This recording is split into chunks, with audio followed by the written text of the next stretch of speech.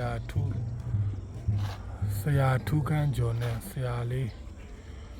လို့ဦးစီးပြီးတည်ထားတဲ့မြန်မာနိုင်ငံမှာအမြင့်ဆုံးနဂါးစီဖျားဖြစ်လာမဲ့မြင်ကွင်းဖြစ်ပါတယ်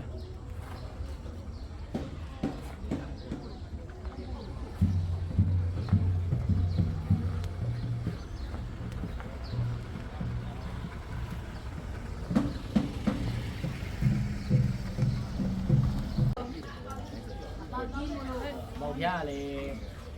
ဒီကမောင်နှစ်ဖက်ဒီတပြင်းနှစ်ဖက်ဖွဲ့နေတယ်မောက်ကခေါင်းနဲ့ငါးပြီတော့မောက်နဲ့ငါးပြီလောက်ကတည်းကအားလုံးမောင်အဲ့ဒါဒုတိယတစ်ခေါက်ပထမတစ်ခေါက်ကျန်လေပြလိုက်ပါမောက်မတက်ကုန်ဖြတ်သွားလို့ပြောပထမတစ်ခေါက်ကမလုပ်ရဘူးလေဟောင်းလုပ်ကြီးတာပဲအဲ့ကိုပြီးတော့ပြေးခိုင်းကြည့်ဟုတ်ကဲ့ဘူးဘူးဘူးဟုတ်ကဲ့ပြန်ဆက်ပါကျွန်တော်ဘာလို့ပြရမလဲကြောက်ပြီးတော့လုံးနေတော့ကြီးရတယ်ကောင်းကြီးရတယ်သူတို့ကြီးပြော